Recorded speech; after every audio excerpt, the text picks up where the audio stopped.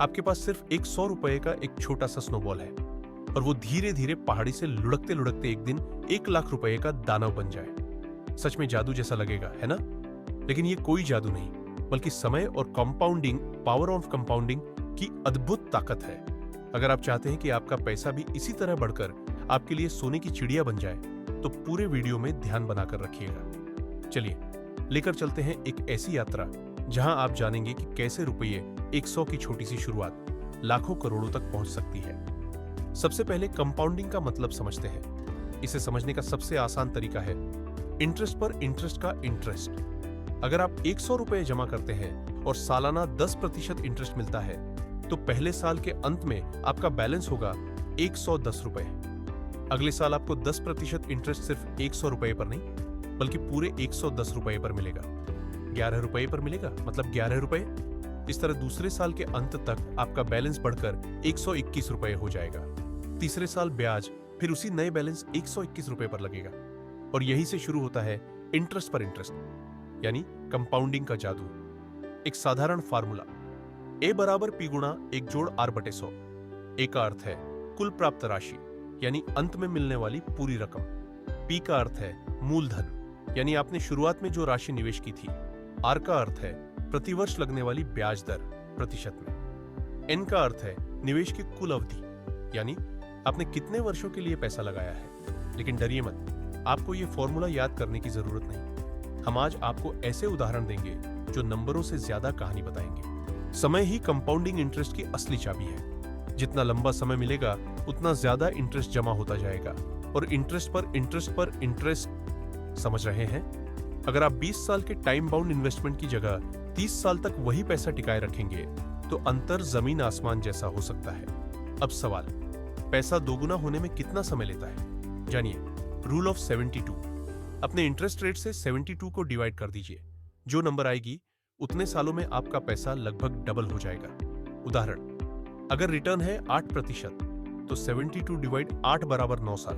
अगर रिटर्न है 12%, तो 72 डिवाइड 12 बराबर 6 साल। मतलब हर 6 साल में आपका पैसा दोगुना। रॉबर्ट कियोसाकी की मशहूर किताब रिच डैड पुअर डैड में 2 पिता हैं। एक पुअर डैड जो कहते हैं कि अच्छा करियर बना और पेमेंट मिलने का इंतजार कर, और एक रिच डैड जो कहते हैं रिसोर्सेज बना, एसेट्स में इन्वेस्ट कर और पैसे को काम पर लगने दे। रिच डैड ने कियोसाकी को समझाया कि जब आप कमाई के बजाय एसेट्स पर ध्यान देते हैं जो समय के साथ वैल्यू बढ़ाते हैं, तो कंपाउंडिंग का असली जादू काम करता है। जैसे रेंटल प्रॉपर्टी, डिविडेंड देने वाले स्टॉक्स या business alliance. The psychology of money के लेखक मॉर्गन हाउसल कहते हैं कि पैसा कमाना और उससे समृद्धि प्राप्त करना केवल सही फॉर्मूला नहीं है, बल्कि माइंडसेट का खेल है।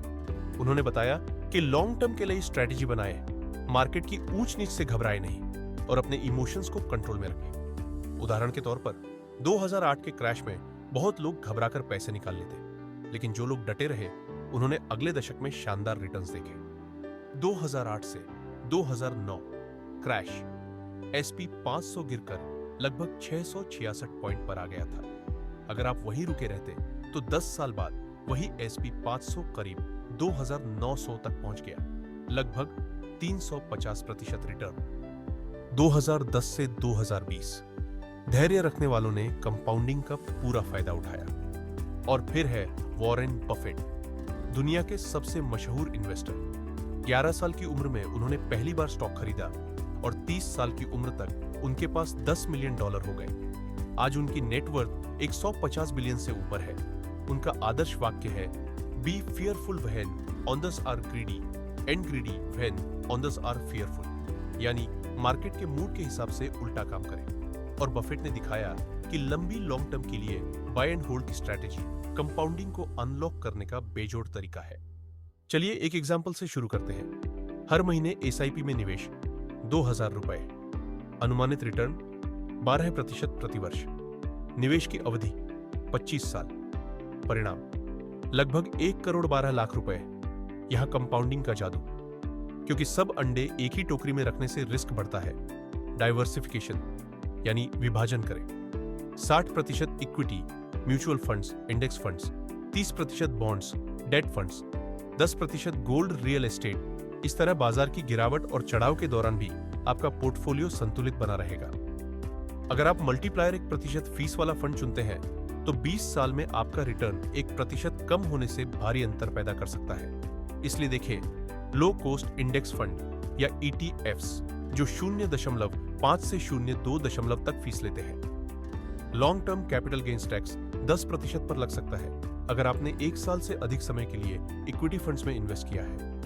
ELSS म्यूचुअल फंड्स 3 साल की लॉक इन पीरियड में टैक्स बचत का ऑप्शन देते हैं। सबसे बड़ा रिस्क है आपका खुद का मन, मार्केट की हर छोटी छोटी और घाटी पर रिएक्ट करना। मॉर्गन हाउसल कहते हैं, दिव्य धैर्य ही सबसे बड़ा एसेट है। मार्केट के उतार चढ़ाव को इग्नोर करके लॉन्ग टर्म होराइजन पर टिके रहना ही असली कंपाउंडिंग का राज है।